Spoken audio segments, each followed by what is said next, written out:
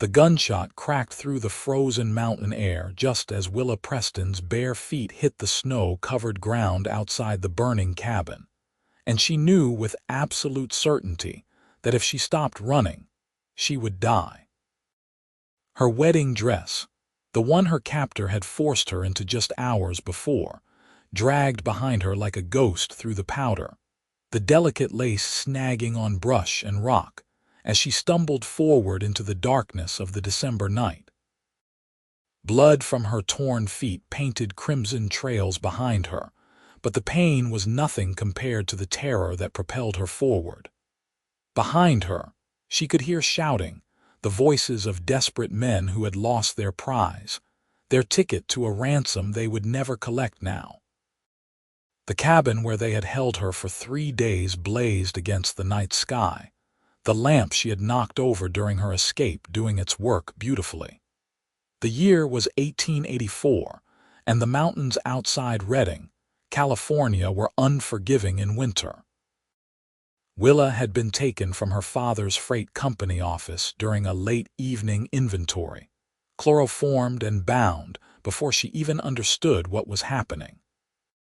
Her father, William Preston, owned half the shipping routes between Sacramento and the Oregon border, and the men who had taken her thought that made her worth $5,000.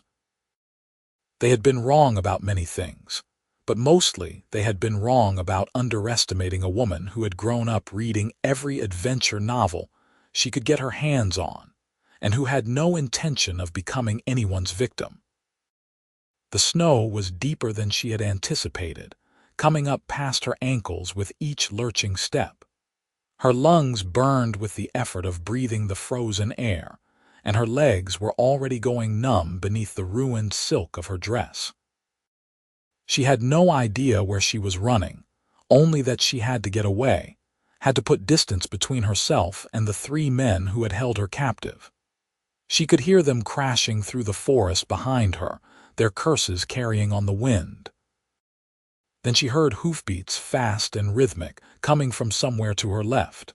For a moment, panic seized her anew because she did not know if this was another threat or potential salvation. But then a voice called out, deep and commanding, cutting through the chaos. "Down! Get down now!" Willa did not hesitate. She threw herself into a snowbank just as gunfire erupted behind her, the distinctive crack of a rifle followed by the heavier boom of a revolver. She pressed her face into the snow, her whole body shaking from cold and fear and adrenaline. The shooting stopped as quickly as it had started, and then there were footsteps, quick and sure, crunching through the snow toward her. "Madam, madam, are you hurt?" She looked up into the face of a man who appeared to be around her own age of 22, maybe a year or 2 older. He had dark hair visible beneath his wide-brimmed hat, and his face was all hard angles and concern. More importantly, he was reaching for her with hands that trembled slightly, as though he was afraid she might vanish like smoke if he moved too quickly. "They were going to kill me," Willa managed through chattering teeth. "The cabin, I set fire to it. They were going to make my father pay, but they were never going to let me go. I heard them talking."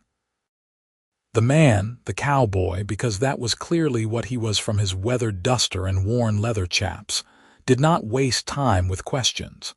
He was already shrugging out of his heavy wool coat, revealing a dark flannel shirt beneath. "Can you stand?" "I think so."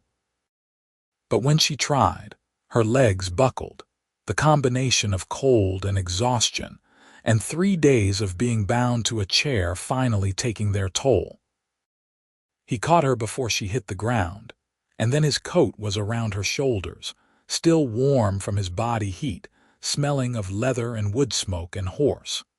It fell past her knees, swallowing her smaller frame entirely. "Hold on to me," he said, and then he was pulling her up, one arm around her waist, practically lifting her off her feet. "We have to move. There were 3 of them, and I only got one for sure.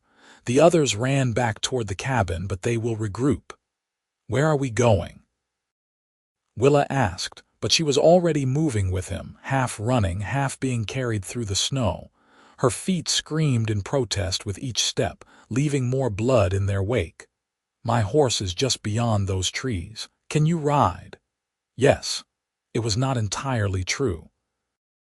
Willa had ridden exactly 3 times in her life, all of them on the gentle mare her father kept for pulling the small cart he used around town. But she would have said yes to anything that got her away from this mountain. His horse was a large bay gelding, patient and steady despite the commotion. The cowboy lifted Willa into the saddle with surprising gentleness, then swung up behind her in one fluid motion. His arms came around her to grasp the reins, effectively caging her against his chest.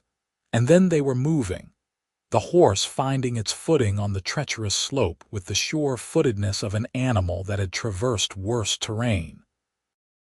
Behind them, voices rose in anger, and another gunshot cracked through the air, but it went wide. The cowboy urged the horse faster, leaning low over Willa's head, sheltering her with his body. She could feel the steady thud of his heartbeat against her back, could feel the controlled power in the way he guided the horse through the darkness. He smelled like pine and leather, and something indefinably masculine that made her feel safer than she had any right to feel given their circumstances. They rode hard for what felt like hours, but was probably closer to 40 minutes, descending from the high mountain pass into the foothills where the snow was thinner, and the trees grew closer together. Finally, when the horse was blowing hard and Willa was certain she could not hold herself upright another moment, the cowboys slowed their pace. "There is a line shack about a mile from here," he said, his voice rumbling against her ear. "It belongs to the ranch I work for. We can shelter there until morning, get you warm and tended to." "Thank you," Willa whispered. "You saved my life. I do not even know your name." "Kieran Brooks," he said. "I ride for the Double B Ranch about 15 miles south of Redding. I was up checking the winter grazing areas when I saw the fire.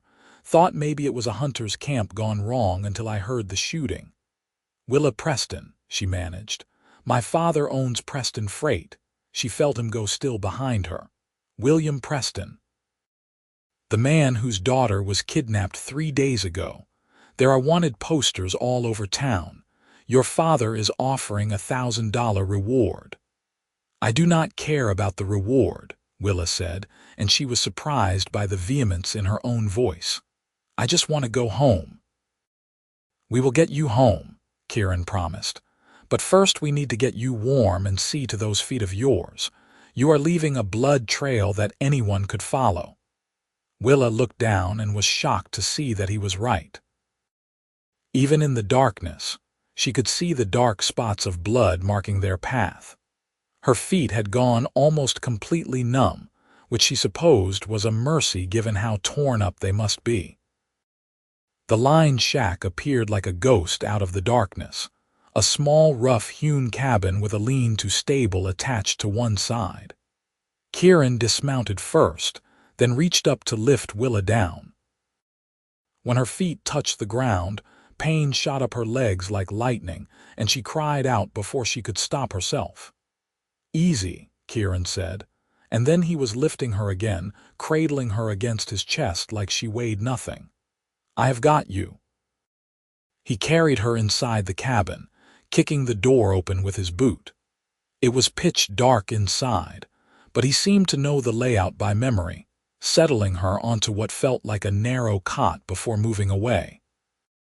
She heard the strike of a match, and then lamplight bloomed, revealing a sparse but functional space.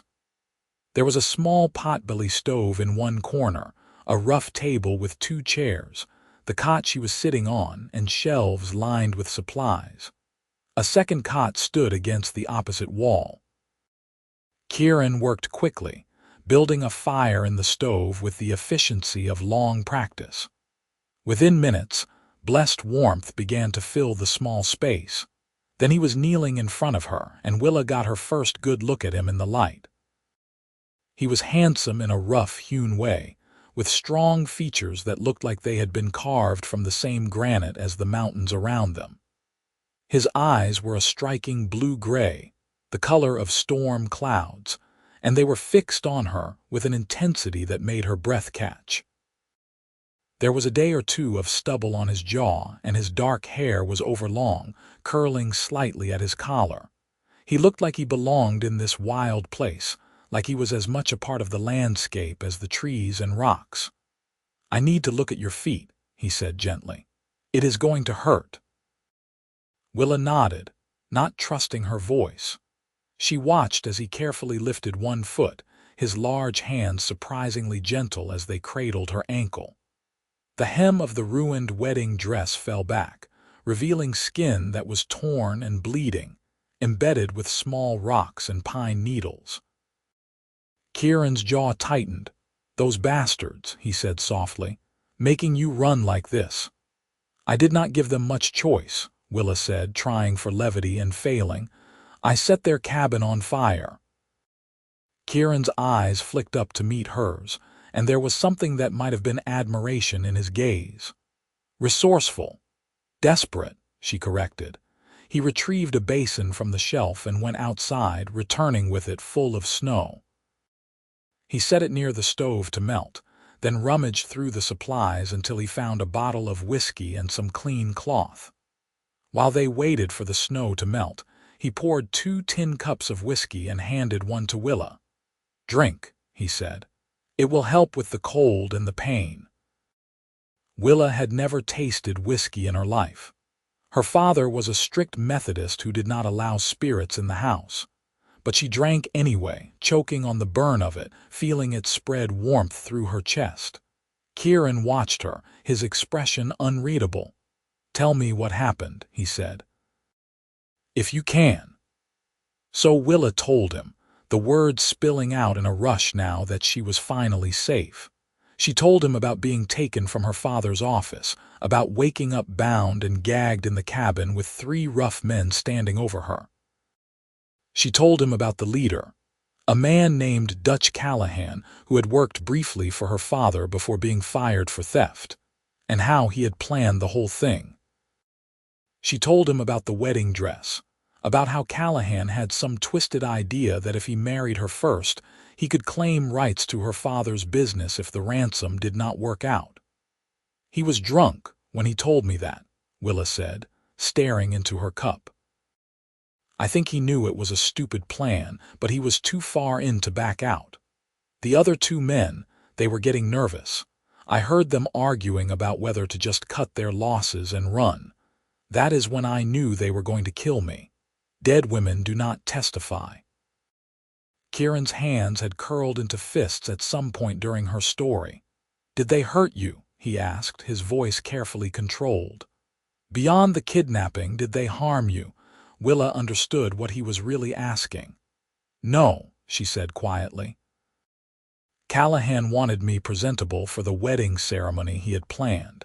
He was waiting for the circuit preacher to come through. I overheard them say he was expected tomorrow. That is why I ran tonight. It was my last chance." Relief washed visibly over Kieran's face. "The water is warm enough," he said, changing the subject with clear intent. "This is going to hurt like hellfire, but I need to clean these wounds." He was not exaggerating. When he began washing her feet, Willa bit down on her lower lip so hard she tasted blood. Kieran worked as gently as he could, his brow furrowed in concentration, but there was no way to make the process painless. He removed bits of debris, cleaned each cut and scrape, then poured whiskey over the worst of the wounds. Willa could not stop the small cry that escaped her. "I am sorry," Kieran said, and he sounded like he meant it. "I am so sorry, but it has to be done." When he finished, he wrapped both feet in clean strips of cloth, then sat back on his heels. "You need to rest," he said. "I will keep watch tonight. We will head into town at first light." "You do not have to stay awake," Willa protested. "Those men are long gone." "Maybe," Kieran agreed, "but I am not taking chances with your life, Not after you fought so hard to save it."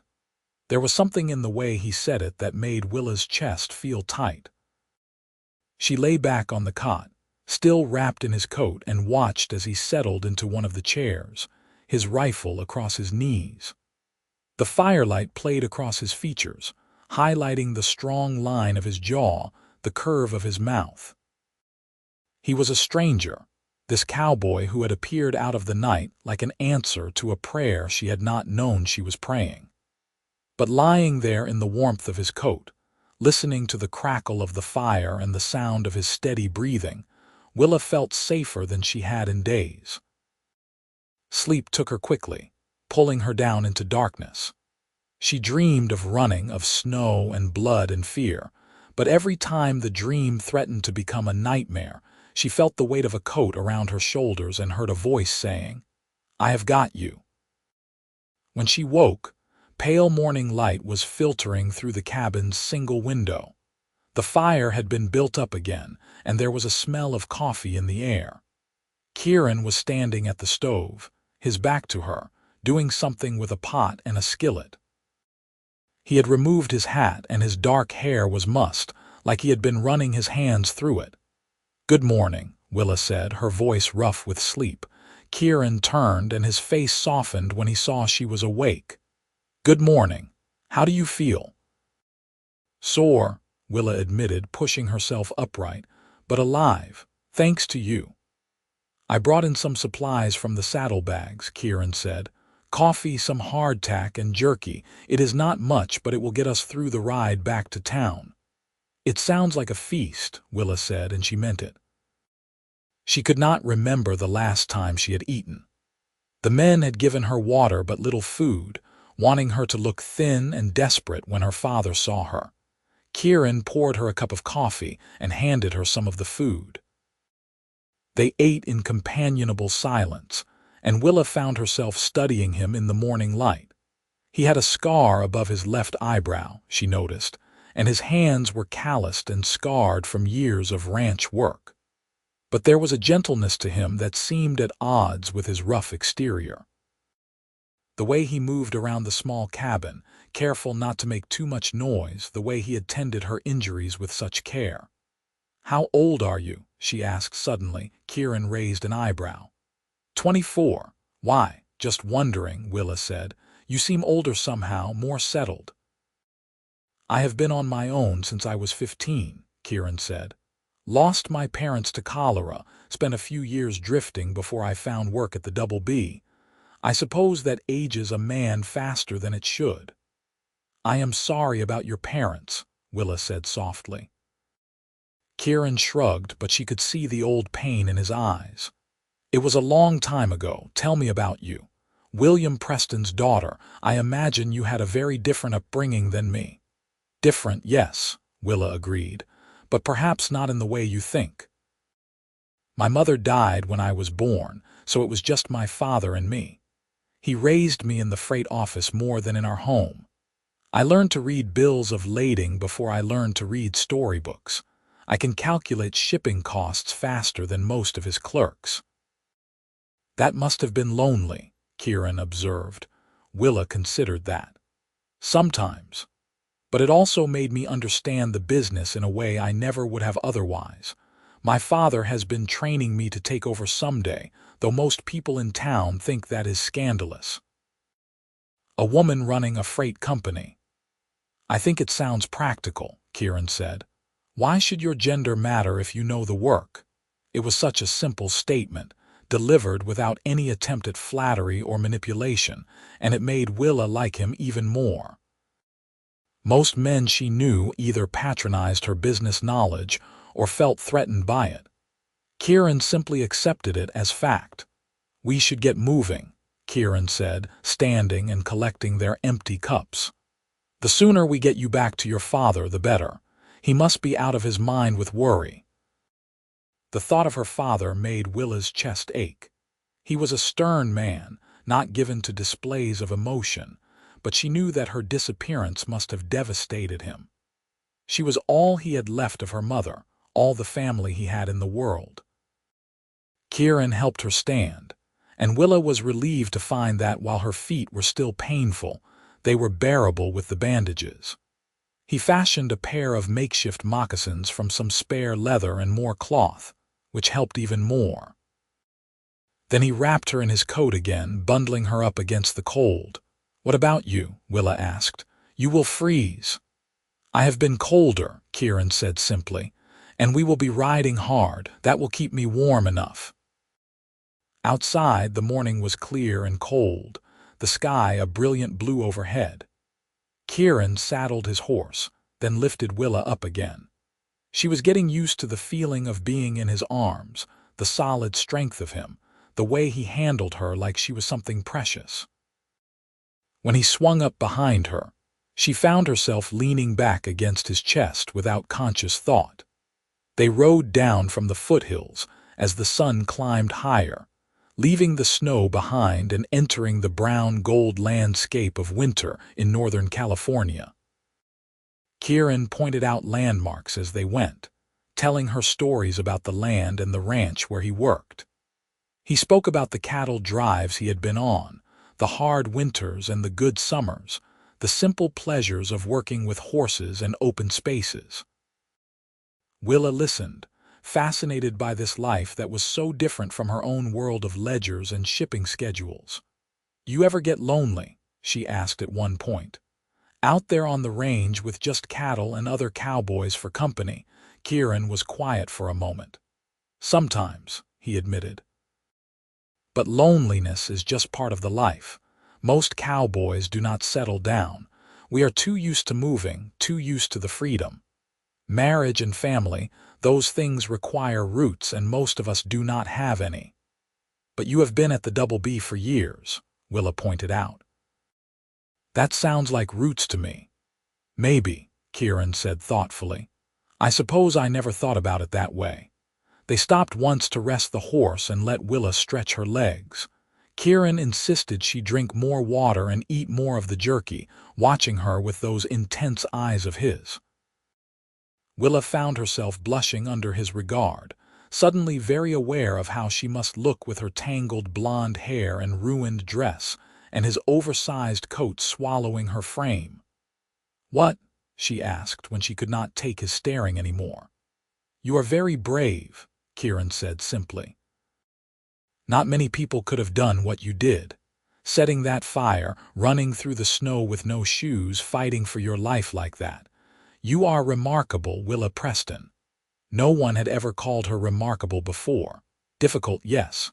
Stubborn, certainly. Too smart for her own good, frequently. But remarkable. That was new, and it made something warm unfurl in her chest. "I just did what I had to do," she said, but she could not quite meet his eyes. "No," Kieran disagreed. "You did more than survive, you fought. There is a difference." They rode on, and the landscape began to change as they approached Redding. There were more farms now, more signs of civilization. They passed a freight wagon on the road, and the driver did a double take when he saw them, clearly recognizing Willa despite her disheveled state. Within minutes, it seemed like the whole world knew she was alive. By the time they reached the outskirts of town, there was a small crowd gathering. Willa could see her father's tall form pushing through the people, his face a mask of relief and anguish. Then she was sliding down from Kieran's horse, and her father was there, pulling her into his arms, and she was crying, really crying for the first time since this whole ordeal began. "Willa, Willa, my girl," William Preston kept saying, his voice breaking. "Thank God, thank God." "I am all right, father," Willa managed through her tears. "I am all right." Someone had already gone for the doctor and the sheriff. Within minutes, Willa found herself being ushered toward the doctor's office, her father on one side and Kieran on the other. The sheriff, a grizzled man named Samuel Hart who had known Willa since she was a child, walked alongside them, already asking questions. At the doctor's office, Willa was examined, her feet treated properly, and she was given a clean dress to replace the ruined wedding gown. Through it all, She was aware of Kieran in the waiting room, refusing to leave despite her father's insistence that he should go get cleaned up and claim his reward. She could hear their voices through the door, her father trying to be gracious, Kieran being quietly stubborn. When she finally emerged, freshly bandaged and dressed in a borrowed calico dress, she found her father and Kieran in what appeared to be a heated discussion. "I do not care about the reward," Kieran was saying. "I am just glad she is safe." "Young man, you saved my daughter's life," Willa Preston said firmly. "You will accept the reward money and you will accept my gratitude, and that is final." "What is going on?" Willa asked, and both men turned to look at her. Her father's face softened immediately. "Mr. Brooks here is refusing the reward money. I have been trying to explain to him that he has earned it 10 times over." "I did not save her for money," Kieran said, his jaw set stubbornly. "I saved her because it was the right thing to do." "Nevertheless," William said, "you will be compensated.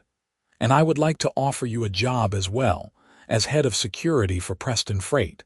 We have clearly been too lax, and I need someone I can trust to keep my daughter and my business safe." Kieran looked startled. "Mr. Preston, I appreciate the offer, but I am a ranch hand, not a security man." "You are a man who can handle himself in a crisis," William countered. "That is exactly what I need. The position pays 3 times what you are making now, I would wager, and includes lodging." "You would be doing me a great service." Willa saw the conflict on Kieran's face. He was a cowboy, born and bred. The idea of working in town, even in a security capacity, probably felt like a cage to him. But 3 times his current salary was nothing to scoff at, and she found herself holding her breath, waiting for his answer. "Can I think about it?" Kieran asked finally. "Of course," William said. "Take all the time you need. But know that the offer stands, regardless of whether you accept it or not. You saved my daughter. That means you have a friend in this family for life." The sheriff returned then with a deputy, and Willa had to go through the whole story again, describing the cabin's location, the men who had taken her, everything she could remember. Kieran filled in the details about the fight, about the man he had shot. The sheriff listened grimly, making notes, and promised to organize a posse to track down Dutch Callahan and his remaining accomplice. By the time all the official business was done, it was late afternoon. William insisted that Kieran join them for dinner at their home, and this time Kieran did not refuse. Willa suspected he was too tired to argue anymore, and she was grateful. She was not ready to say goodbye to him yet. The Preston house was one of the finer homes in Reading, a 2-story Victorian with gingerbread trim and a wraparound porch. Willa had always loved it, but seeing it through Kieran's eyes, she wondered if it seemed ostentatious to him. If so, he gave no sign.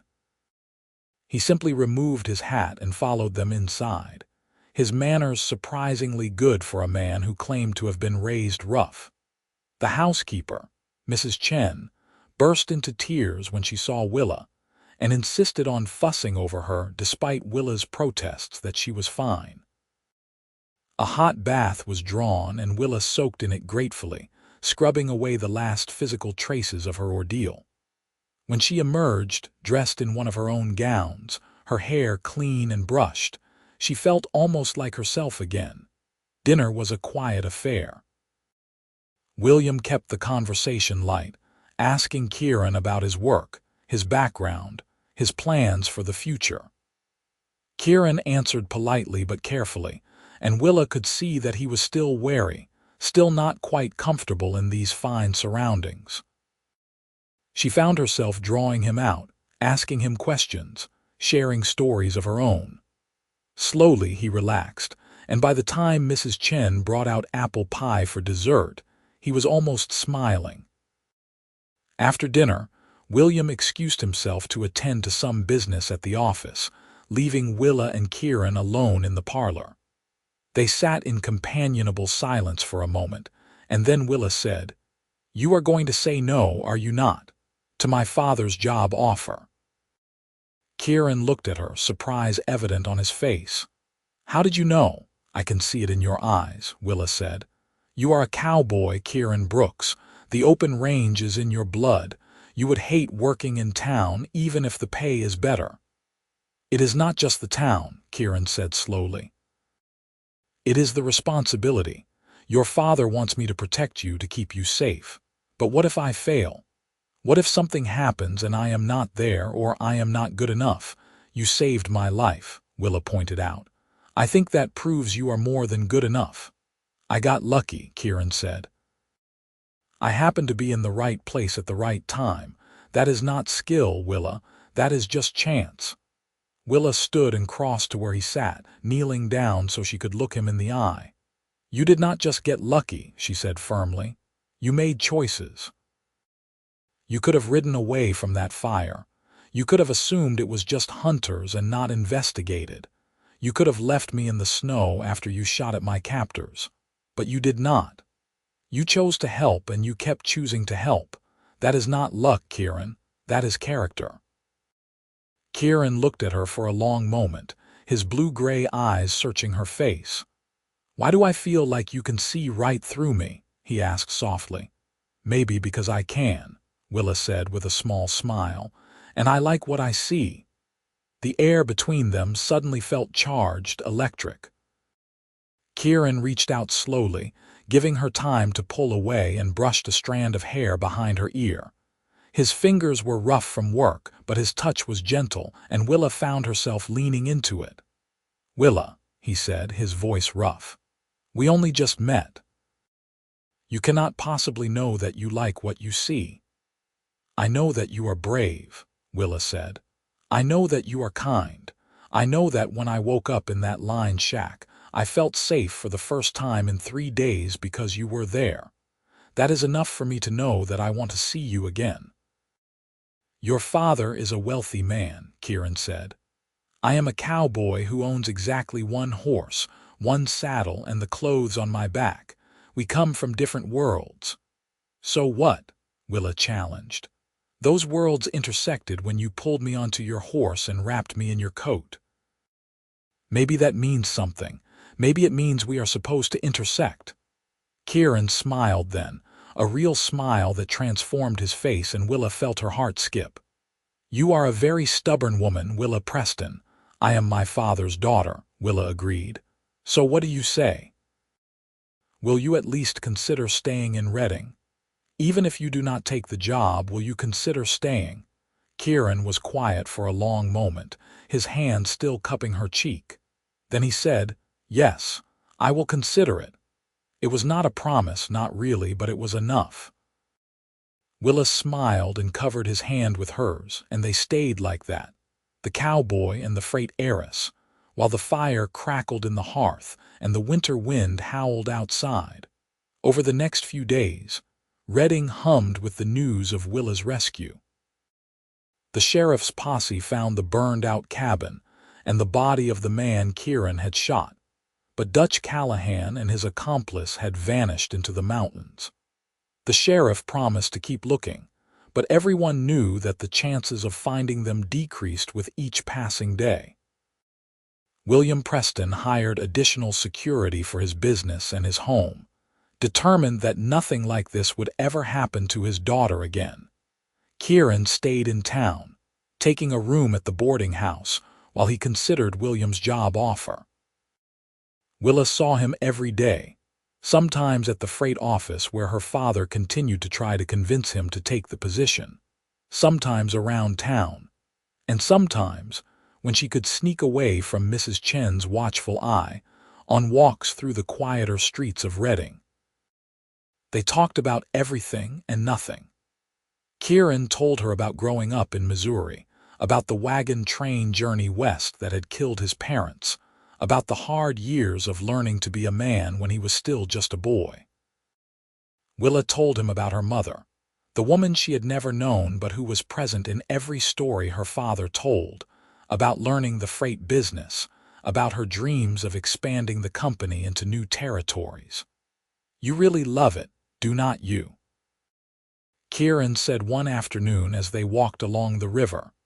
"The business, I mean." "I do," Willa admitted. "I know it is not what most women want, but I like the challenge of it.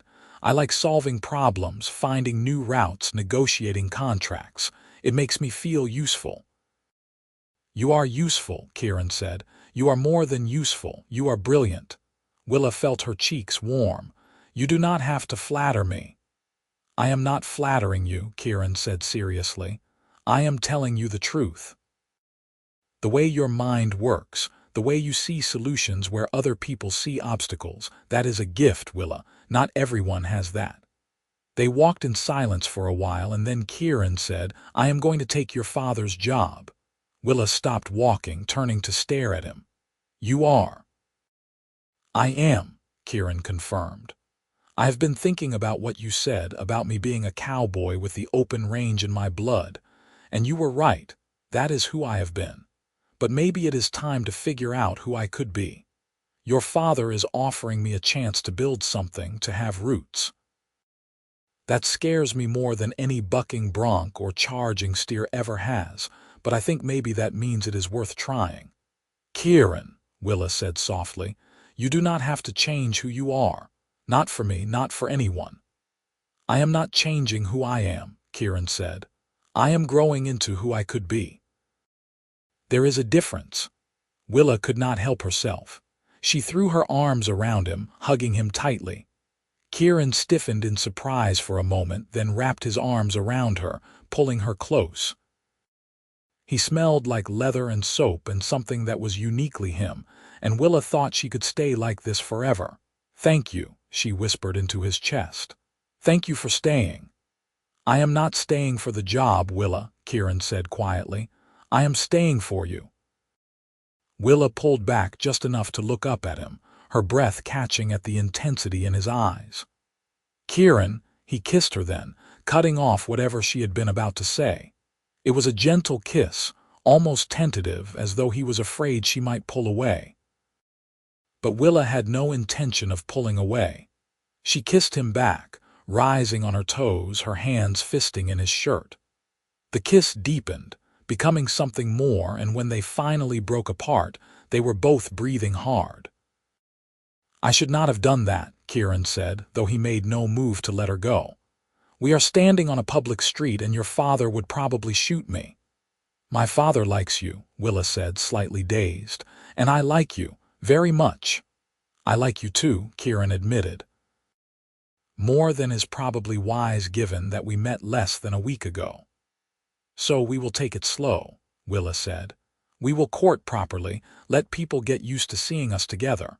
But I am not letting you go, Kieran Brooks. You saved my life and I am keeping you." Kieran laughed, a sound of pure joy, and kissed her again. "I suppose there are worse fates." Kieran started work for Preston Freight the following Monday. William had been true to his word, offering him not just a job but a purpose. Kieran was responsible for securing all shipments, hiring guards for particularly valuable cargo, and implementing new safety protocols for the office and warehouse. He took to the work with the same quiet competence he brought to everything else, and within a month, William was singing his praises to anyone who would listen. More importantly, at least to Willa, Kieran was there every day. She saw him in the office, discussing routes and security measures. She saw him in the warehouse, training the new guards. She saw him at dinner several times a week, her father having extended a standing invitation that Kieran could not refuse without being rude. And on Sundays, after church, she saw him in the parlor, sitting stiffly in his Sunday best, courting her properly under Mrs. Chen's watchful eye. It was all very proper and respectable, but Willa found herself living for the moments when they could steal away, when she could hold his hand as they walked or lean against his shoulder when they sat on the porch swing. Those moments felt more real than all the proper courting rituals combined. Winter deepened, and then began to ease toward spring. Kieran settled into his new life with surprising grace, though Willa sometimes saw him staring out at the mountains with a wistful expression.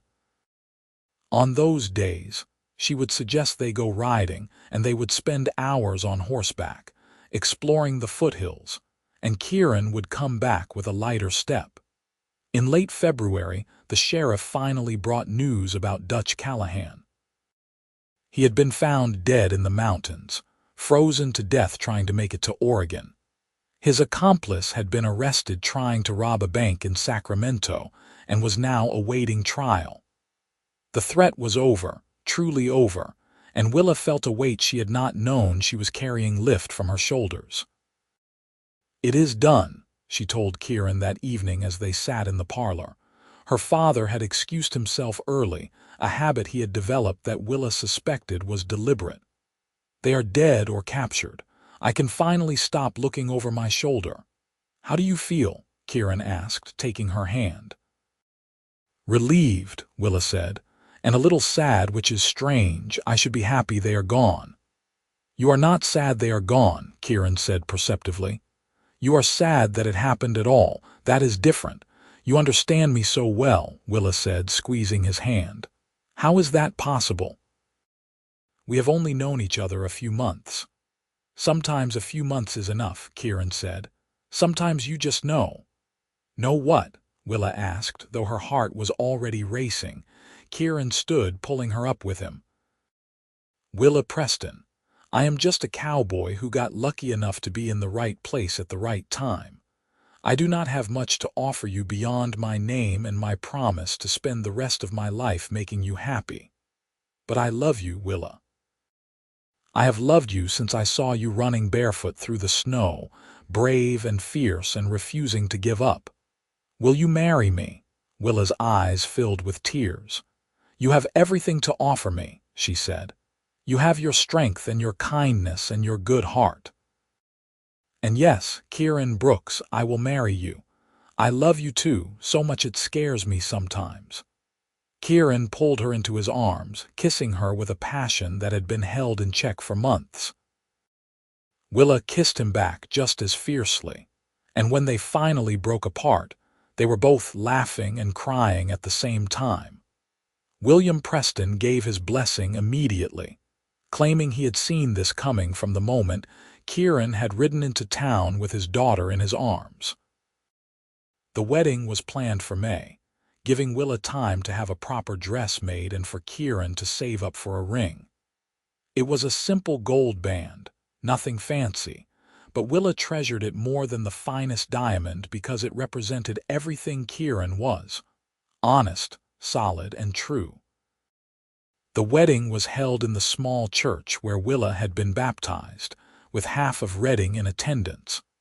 Willa wore a dress of white lace and silk, so different from the ruined wedding gown she had worn on that terrible night. Kieran wore a new suit that William had insisted on buying him, and he looked so handsome that Willa could barely breathe when she saw him waiting at the altar. They exchanged vows in steady voices, promising to love and cherish each other for all their days. When the preacher pronounced them husband and wife, Kieran kissed her like he never wanted to stop, and the congregation erupted in applause and laughter. The reception was held at the Preston house, with tables set up in the yard and enough food to feed an army. Kieran's former ranch hands from the Double B came, as did all of William's business associates and half the town.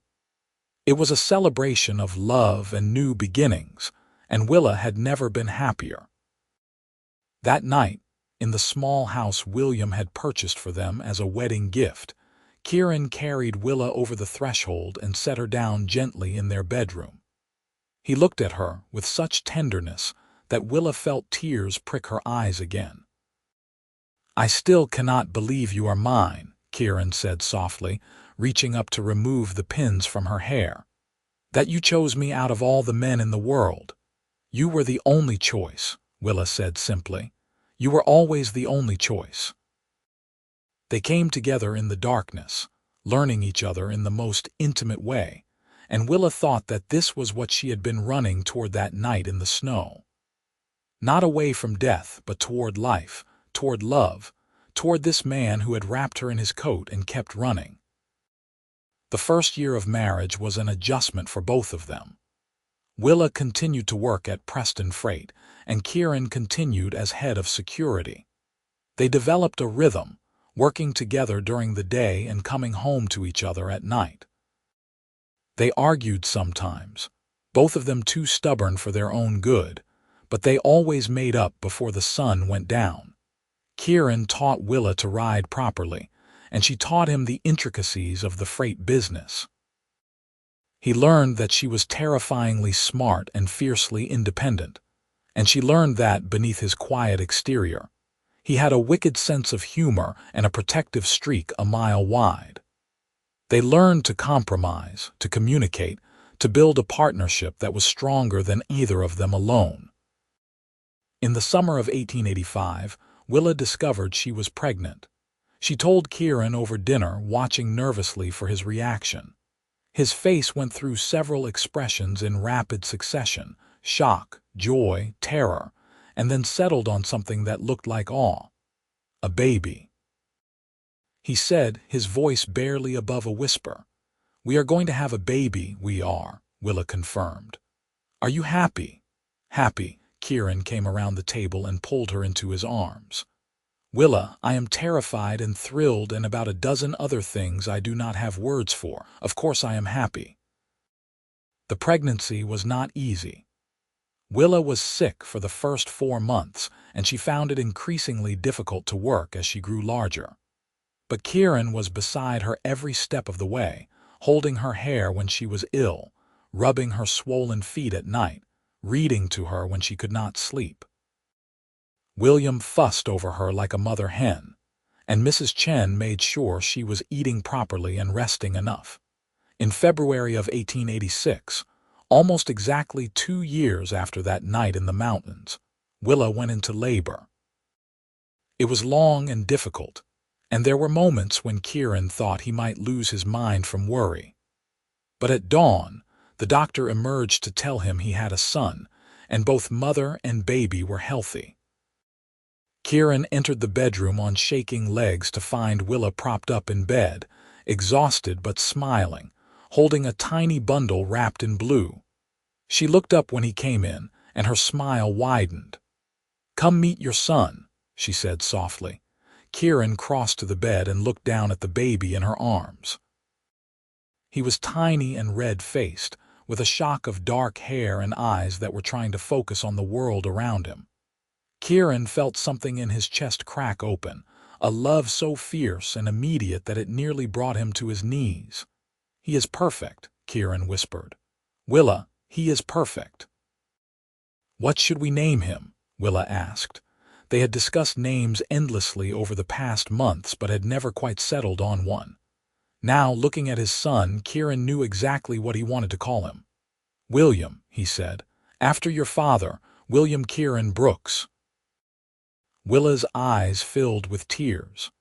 "My father will be so honored," she said. "It is perfect." William Preston was indeed honored, and he doted on his grandson with a tenderness that surprised everyone who knew the stern businessman. Little William, or Billy as they called him, became the center of their world. Kieran discovered that fatherhood suited him, and he took to it with the same quiet competence he brought to everything else. He was patient and gentle with his son, and Willa fell in love with him all over again watching them together. The years passed quickly. Billy grew into a rambunctious toddler with his father's dark hair and his mother's green eyes. The freight business continued to prosper under William Sr.'s leadership, with Willa taking on more and more responsibility as her father aged. Kieran proved to be invaluable not just as security but as an advisor, his common sense and practical thinking balancing out the more ambitious plans of the Prestons. In 1888, they welcomed a daughter, Emma Rose Brooks. She had Kieran's blue-gray eyes and Willa's blonde hair, and she was as different from her brother as night was from day. Where Billy was loud and adventurous, Emma was quiet and thoughtful. But they adored each other, and watching them play together filled Willa's heart to bursting. Life was not without its challenges. The freight business faced competition from the expanding railroad, and there were lean years when they had to tighten their belts. Kieran's health suffered one hard winter when he caught pneumonia, and Willa spent 2 terrifying weeks nursing him back to health, remembering too clearly how quickly people could be taken from you. But they weathered every storm together, their love growing deeper and stronger with each passing year. In 1892, when Billy was 6 and Emma was 4, Willa Preston suffered a heart attack. He survived, but the doctor was clear that he needed to step back from the demands of running the business. William, with characteristic practicality, officially made Willa the head of Preston Freight, with Kieran as her equal partner. Together, they guided the company into the new decade, adapting to the changing times while holding on to the principles that had made the business successful.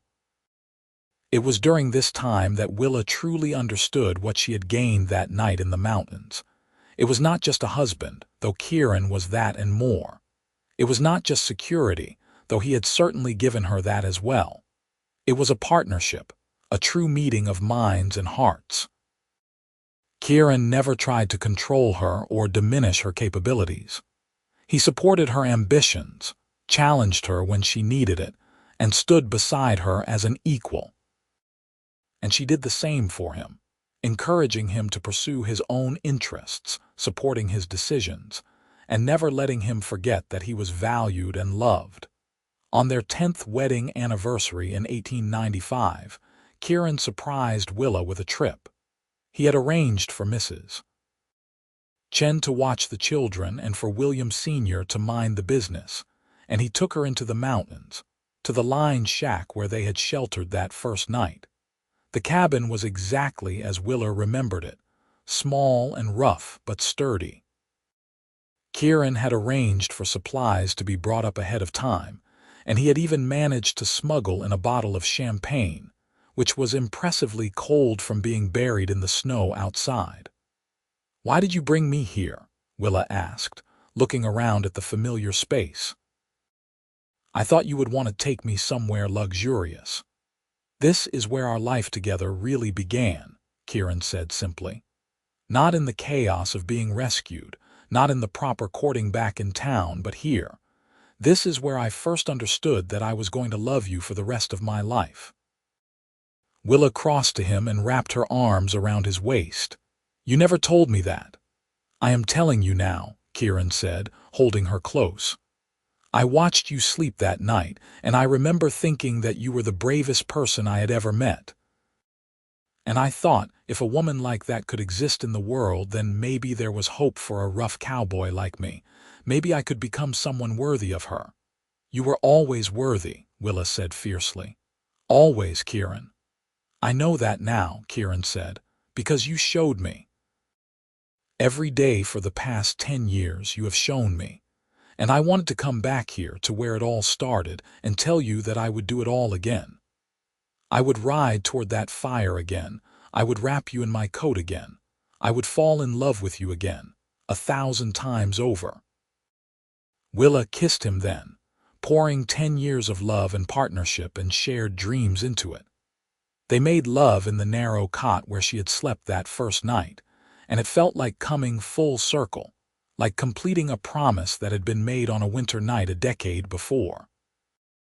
The next morning they rode back down the mountain together, and Willa thought about how much had changed since that first desperate ride. Then, she had been running from death, clinging to a stranger, uncertain about everything except her need to survive. Now, she was riding toward life, held by the man she loved, certain of everything that mattered.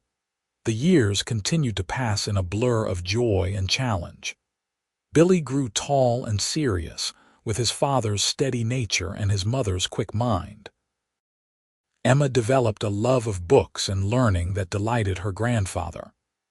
In 1898, they welcomed a third child, Another son they named Samuel after the sheriff, who had helped bring Willa's kidnappers to justice. Samuel was a surprise in every way, arriving 10 years after Emma when they had thought their family was complete. But he fit into their lives like he had always been meant to be there. William Preston passed peacefully in his sleep in 1900, surrounded by his family. He was 72 years old and had lived to see his daughter exceed even his ambitions for the freight company. At his funeral, Kieran gave the eulogy, speaking movingly about the man who had given him not just a job, but a chance at a life he never could have imagined. "William Preston was a good man," Kieran said, his voice steady despite his grief. "He was fair and honest in his dealings, generous to those in need and devoted to his family above all else. But more than that, he had vision. He saw potential in people that others overlooked. He saw a scared woman running through the snow and knew she had the strength to survive. He saw a cowboy with nothing but a horse and a gun and knew he could be more. And he saw a town on the edge of wilderness and knew it could become something great. We honor his memory best by continuing that vision, by seeing the potential in ourselves and in others, and by building the future he dreamed of." Willa wept openly during the eulogy, but they were not entirely tears of grief. They were tears of gratitude for a father who had loved her, believed in her, and given her the freedom to become the woman she was meant to be. And tears of love for a husband who understood that and honored it. Under Willa and Kieran's joint leadership, Preston Freight continued to grow and adapt. They expanded into new territories, partnered with the railroads rather than competing with them, and pioneered new shipping methods. Willa became known throughout California as a shrewd businesswoman, and while there were always those who disapproved of a woman in such a position, there were many more who respected her accomplishments. Kieran, too, earned a reputation as a man of integrity and sound judgment. Together, they were a force to be reckoned with, but for all their professional success, it was their family that remained their greatest joy. Billy went to college in San Francisco, studying business so he could eventually join the family company. Emma, much to everyone's surprise, announced at 16 that she wanted to become a teacher, and Willa and Kieran supported her wholeheartedly. Samuel showed signs of being the most adventurous of all their children, already talking about exploring the wider world. In 1906, now in their mid-40s, Willa and Kieran sat on the porch of their home, watching the sunset paint the mountains gold. Billy had graduated from college and was working alongside them at the company. Emma was teaching at the local school and courting a nice young lawyer.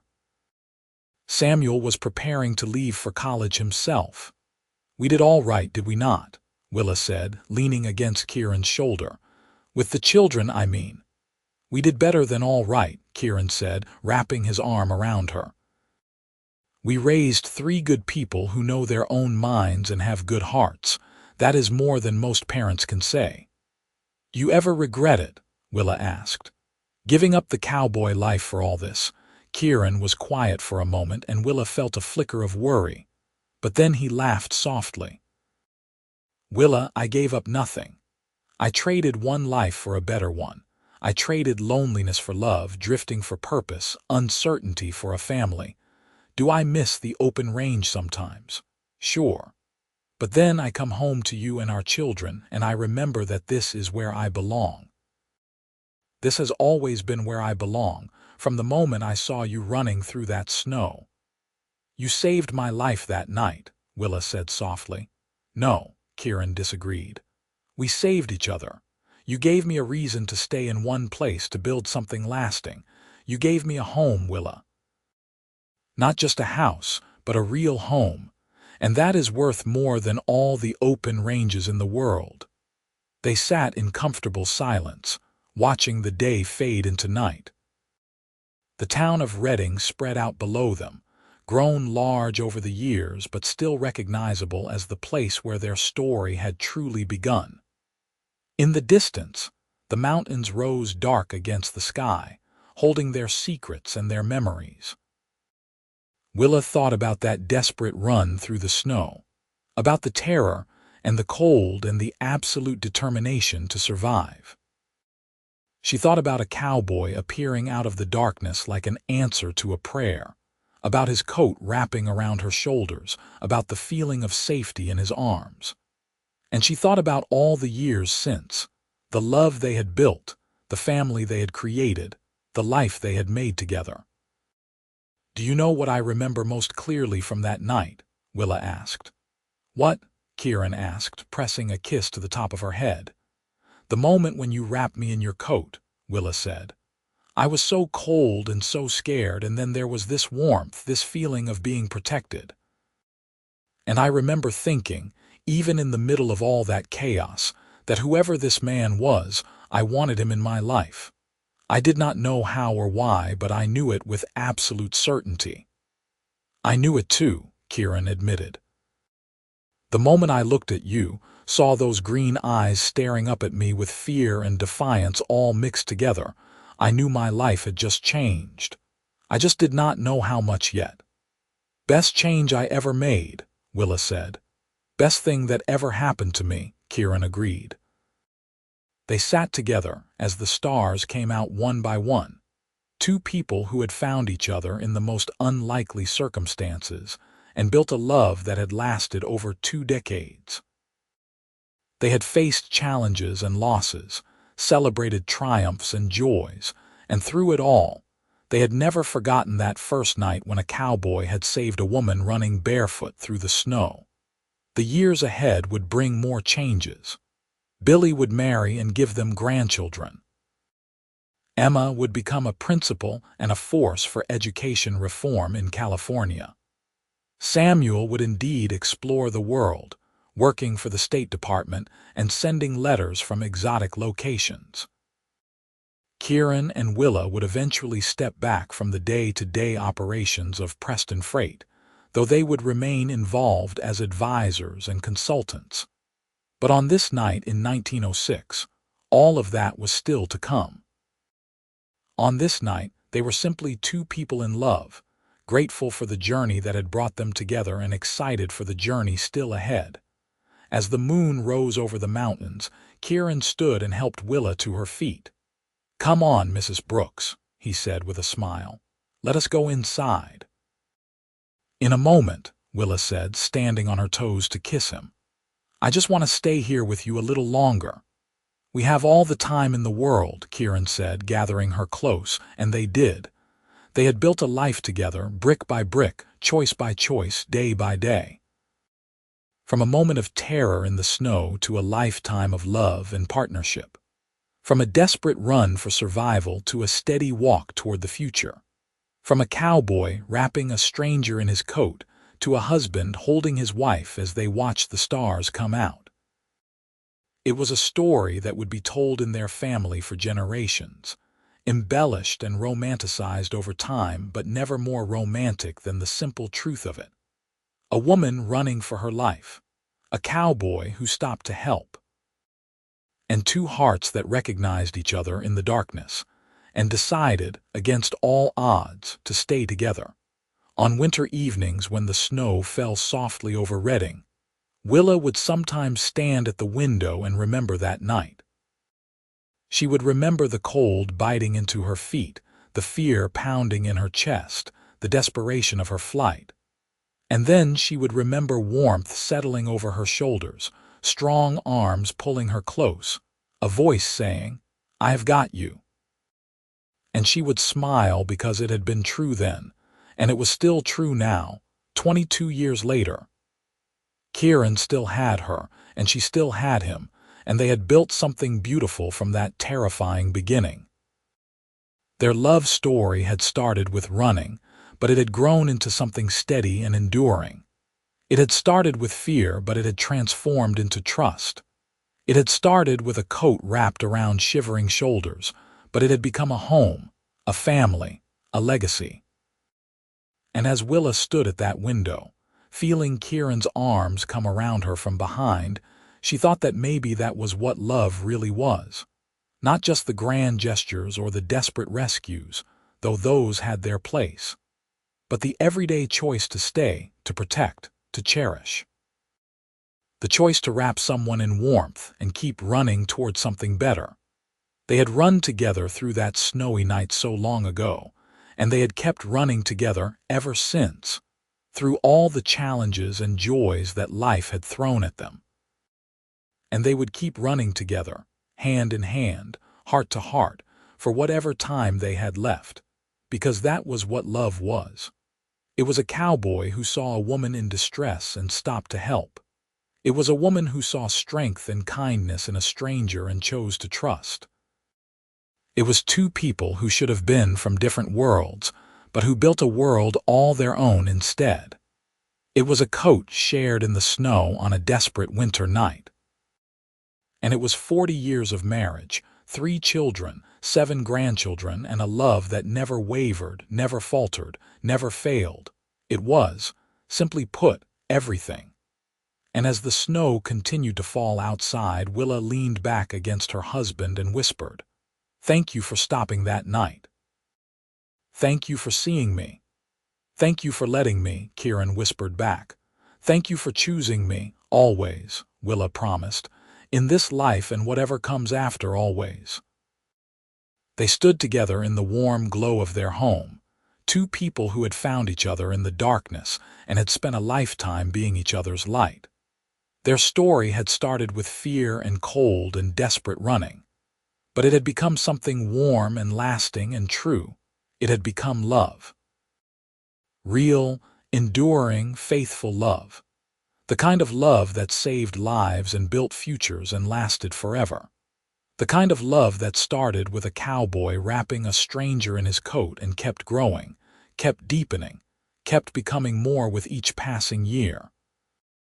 And in the end, that was the only story that mattered. Not the kidnapping or the rescue or the dramatic beginning, but the quiet, steady, beautiful love that had grown from that moment and had sustained them through all the years since. They had both been running that night in the snow. She from danger, he toward purpose. And they had found each other in the darkness and had spent the rest of their lives running together toward the light. Toward hope, toward family, toward a future they built with their own hands and hearts. It was a love story for the ages, born in the Wild West but timeless in its truth. And as Kieran and Willa stood together in their home, surrounded by the evidence of the life they had built, they knew with absolute certainty that they would do it all again. Every moment, every choice, every challenge, every joy. They would run through the snow again, find each other again, fall in love again. Because what they had was worth any price, any sacrifice, any struggle. They had found their forever in the mountains of Northern California on a winter night in 1884. And that forever had carried them through to this moment and would carry them through all the moments still to come. And that, they both knew, was the greatest gift two people could ever give each other. Not just love, but lasting love. Not just passion, but partnership. Not just a beginning, but a whole life lived together in trust and joy and unshakable commitment. The snow continued to fall outside as they finally turned from the window and climbed the stairs to their bedroom, still hand in hand after all these years. And if anyone had asked them what the secret to a lasting marriage was, they would have said this: find someone worth running with and never stop running together. That was their story. That was their truth. That was their love, and it was and always would be enough.